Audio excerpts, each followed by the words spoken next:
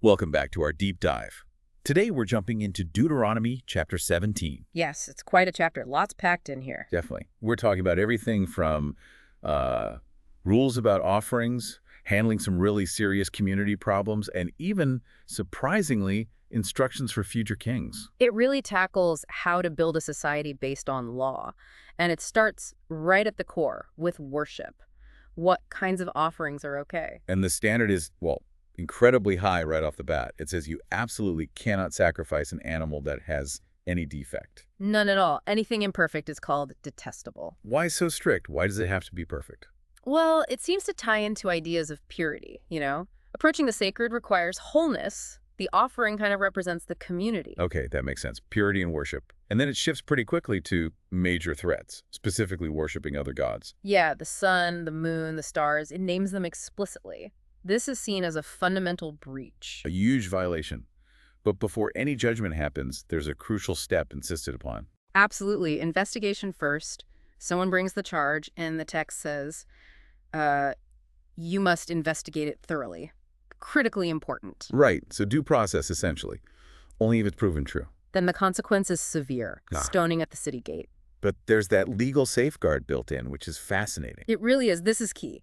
You need the testimony of 2 or 3 witnesses to convict someone on a capital charge. Not just one person's accusation. Exactly. One witness is explicitly not enough.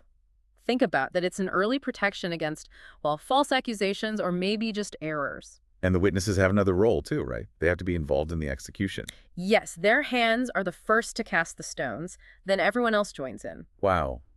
That speaks volumes about responsibility, doesn't it? It does. It's about communal accountability, the seriousness of it all.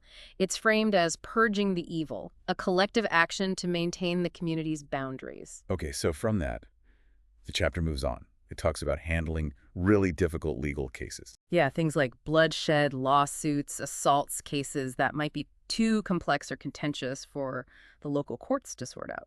So, like an appeals process, where do those cases go? They're taken to a central place, to the priests and the judge who are officiating there at that time. And whatever they decide Is final. The instruction is absolute. Follow their verdict precisely. Do not turn aside to the right or to the left. It's very clear. and just respecting that ruling.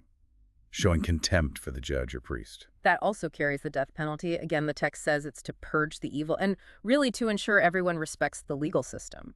So people will hear about it, be afraid, and follow the law.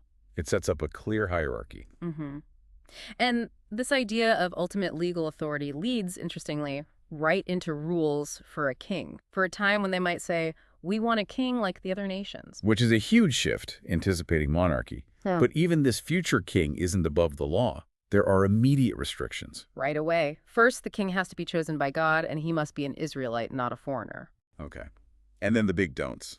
Yeah, the king must not pile up lots of horses or make the people go back to Egypt to get them.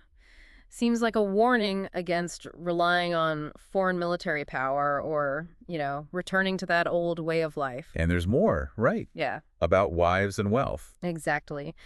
He shouldn't take many wives, the text says, so his heart isn't led astray possibly by foreign alliances or just distraction. And he shouldn't accumulate huge amounts of silver and gold, trying to prevent corruption and greed, maybe? Seems like it. It's like they're trying to build checks on royal power right into the system from the start. And perhaps the most remarkable rule for the king involves the law itself.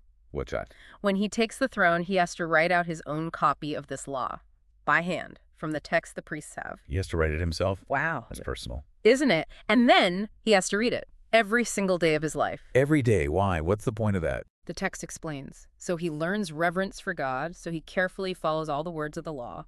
And this is crucial, so he doesn't think he's better than his own people. So it keeps him humble. Yeah. Grounded in the law. Exactly. And the text links this practice directly to a long and successful reign for him and his descendants.